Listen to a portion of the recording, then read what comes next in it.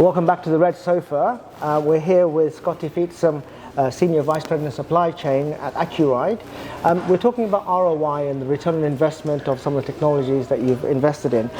Could you give us some reflections on your role at Accuride with regard to ROI and within the digital transformation process? Sure. So my role in Accuride, my title is Senior Vice President of Global Supply Chain, and what that encompasses is I am responsible for all the product that comes into and gets shipped out of our 14 manufacturing sites and 3 distribution centers. So making sure that we're doing it the most effective way, safest is number 1, cheapest is number 2. So evaluating that return on any investment that we make to improve the processes, are we going to get back that savings 2-fold, 3-fold? That's what the ROI is looking at. Excellent. And in terms of some of the conversations we've been having about the return on investment, for our wider audience, what are the things that you're looking at when you consider the ROI? What kind of things are you measuring? What kind of things are you not measuring? Yeah, for ROI, it depends on your project, what you're measuring, but it's really important to define the problem you're trying to solve. You know, in the case of our most recent project of digitization, we were trying to solve the problem of having visibility to our product, which was on sea containers, and we didn't know where they were, on what sea actually even. So making sure that we understand what does that cost the company when a customer calls us and their product isn't ready. Does that cost us money in terms of they charge us a late delivery fee, or does it cost us long-term market share loss? So there's hard savings on the we replace one person with a computer, and there's the soft savings, as I mentioned, with customer relationships and earning trust with your supply base as well. One of the examples you gave was about the Baltimore bridge collapse and how that impacted how you measure ROI and what you measure. Can you give us that story and what you actually achieved without giving too much secrets in terms of what you did in terms of live stuff?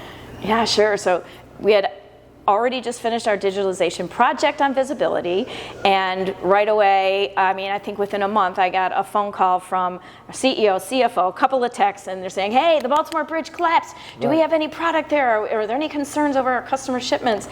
And I called Director of Logistics. I'm like, hey, let's look inside of our system and let's see what what tells us. And he's like, oh, I've already done that. There were 2 containers that were headed towards the East Coast, but we've diverted them to another port. So we're all set. We're good.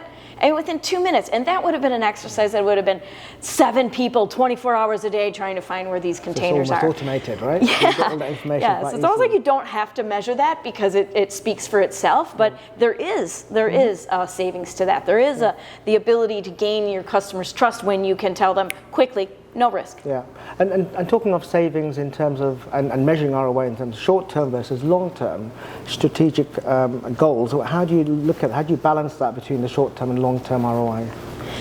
Typically you're going to have some low-hanging fruit, and those are the short-term, savings that you'll capture.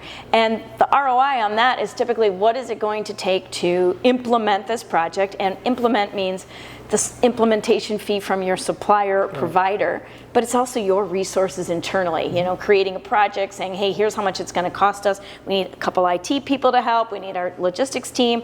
And all of those costs together have to go into what will be the final, justification for this project. And so you have the short term of the immediate low-hanging fruit, and then you have the longer term of if we don't do this, how will we be compared to our competitors? So I think there's more than that long term. As I mentioned, customers, suppliers value working with customers that are on the leading edge of technology, as long as it doesn't negatively impact their productivity. It's not pushing the work down to the suppliers. And I think about a system of the airlines. When we used to go in the airlines, you used to go check in, they take your ID, and they take your bag.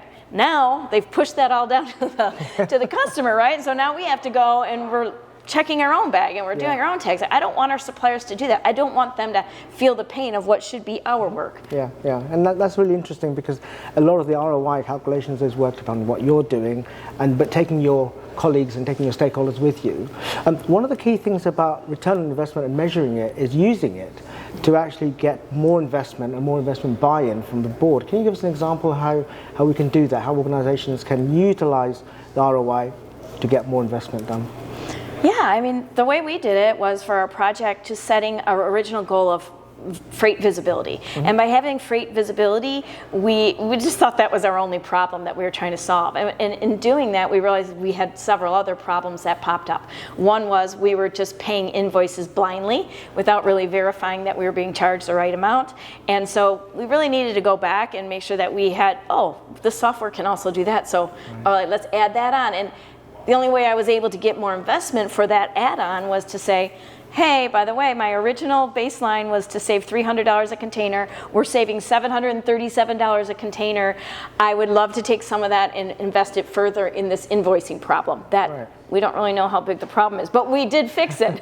So I think those are some of the ways that we continue to show success, deliver on our commitments, and then we can move to the next phase. It's fantastic, isn't it, utilizing that ROI to get more investment so you can carry on. So really good to have you here, really good information that you've imparted with us. I want to thank you very much for being part of here, and we'll catch up with Skotti later on. So Scott Fietsam, Senior Vice President of Supply Chain, Accuride, thank you very much. Thanks, Riyadh. Thank you. Okay.